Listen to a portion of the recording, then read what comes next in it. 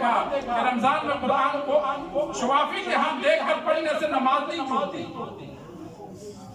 तो वहां वो जो भी तरह के पढ़ाता है, देख के पढ़ाता है। अरब में हाफिज नहीं थे। उसने फिर वहां बात की कि ये क्या तुम दीन का मरकज है और तुम कुरान से इतनी दूरी। वहां बात की, सऊदीया वालों को बात पसंद आई। उन्होंने कहा तुम कारी भेजो, इदारे हम चलाते हैं, पाकिस्तान से कई कारी भेजे। आप भी मक्का मदीना में कितने ही मदारिस हैं, वहां पाकिस्तान के पढ़े हुए हिफ्ज़ करवा रहे, फिर जाके वहां हाफिज बने। हज उम्रे पे जाओगे तो देखना कई मदारिस ऐसे हैं कि जहां पाकिस्तान के पढ़े हुए पढ़ा रहे। ये मदारिस की वजह से एक फायदा तो ये होगा कि हमें आलिम और तलबा मिलते हैं, मसाइल पूछने के लिए, दीन सीखने के लिए हमें परेशानी नहीं होती। और दूसरा फायदा यह होता है कि दीन बाकी रहता है। हम जो कलमा पढ़ते हैं, बहुत से हराम से बचते हैं, कुछ नेकी के काम करते हैं, ये उलमा की वजह से है कि हमें बताने वाले मौजूद हैं। तो पहले दौर में हुकूमत खर्चा बर्दाश्त करती थी, हुकूमत ने छोड़ दिया, तो फिर उलमा ने सोचा कि खुद करे।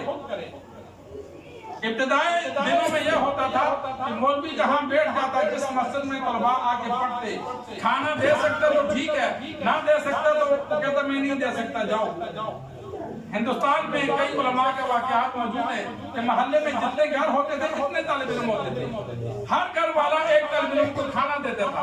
मौलाना दोस्त मोहम्मद कुरैशी साहब जब पढ़ने के लिए गए तो आगे से जवाब मिला कि मोहल्ले में जितना खाना देने वाले थे वो बुक हो गए। उसने कहा मुझे रिहाइश दे दो, मुझे खाने की जरूरत नहीं है। इंसान हैरान हो जाता है। बाहर बैठे परेशान थे, एक औरत गुजरी, उसने कहा खैर है, बच्चे क्यों परेशान है? उसने कहा रिहाइश तो मिल गई, खाने का इंतजाम नहीं। उसने कहा मैं चौधरी के घर काम करता हूँ, 2 रोटियां देता है, एक तुझे दे दूंगी, एक मैं खा लूंगी। पूरा साल दोस्त मोहम्मद कुरैशी साहब बहुत बड़े अल्लाह वाले गुजरे, कई किताबों के मुसन्निफ, पता था किसी को कितने अल्लाह वाले बनेंगे। उन्होंने कहा पूरा साल कभी ऐसा नहीं हुआ कि मैं पढ़कर उस औरत का इंतजार करता, बल्कि जब भी मैं पढ़ के बाहर निकलता वो रोटी लेके खड़ी होती। अल्लाह ने उससे काम लेना था। पूरा साल उन्होंने कहा वो एक रोटी खुद खाती थी, एक मुझे देती। अगले साल फिर जाहिर बात है घरों में इसको भी जगह मिल गई। इसी तरह एक वाकया मौजूद है, तालिब इल्म था, उन्होंने कहा खाना नहीं देना। उन्होंने कहा कोई बात नहीं, ना दो, पढ़ूंगा। मोहल्ले में फौत भी हो गई, जिस तरह देहातों में उसूल है, कोई मर जाए तो 40 दिन खाना देते हैं। वो 40 दिन खाना आ गया, फिर कोई मर गया, फिर 40 दिन खाना आ गया, फिर कोई मर गया, 40 दिन खाना आ गया। वो मौलवी को शक पड़ गया, उसने कहा तालिब इल्म का खाना रब ऐसे दे रहा है। उसने मोहल्ले वालों को जमा किया, उसने कहा खाना लगवा लो, नहीं तो एक एक करके सब जाओ। हाँ, ये एक नहीं, सच्चा वाकया है, झूठा वाकया नहीं है। मैं जामिअतुल मंसूर में पढ़ता था, तो असर के बाद दुम्बे आ गए, काफी बड़े 3-4 बड़े दुम्बे, और लेके आने वालों की ना मूंछ, ना दाढ़ी, ना सर पे बाल, शक्ल से ऐसे लगते थे कि ये कभी मस्जिद मदरसे नहीं आए। तो हम हैरान थे कि यार इतने बड़े दुम्बे ये लेकर आए। जहन में फौरन बात आई, ये खुशी से नहीं दे रहे थे, अल्लाह ने जबरदस्ती दिलवाया। पीर साहब आ गए, सबक किए। मगरिब की जब नमाज पढ़ी तो पीर साहब ने कहा सब बच्चे जमा हो जाओ। जमा हुए, वो लोग भी आ गए। दुआ करो इनके भाई को हार्ट अटैक हुआ है लंदन में, अल्लाह उसे शिफा दे। उस वक्त हम थे, मैंने कहा ये पहले दे देते तो ये नौबत ना आती। अब भाई हमारा हक है, खुशी से दोगे तो खुशी से दोगे। मदारिस में चले जाओ, कई लोग हैं करोड़ों देते हैं, लाखों देते हैं, खुशी से देते हैं। और कई ऐसे हैं आते मौलवी साहब के बकरा दुआ करना, पेड़ बीमार है, माँ बीमार है, फलां बीमार है, तो भाई तू पहले देगा, ये नौबत ना आती। तो थोड़ा सा रास्ता बना देता। सदका बीमारियों को टालता है, यानी पहले सदका दोगे परेशानियों को, वबाओं को, बीमारियों को सदका दूर करता है। लेकिन पहले दोगे, पहले नहीं दिया, बाद में दोगे तो फिर भी फायदा है। हदीस में मौजूद है अपने बीमारों का इलाज सदके के जरिए करो।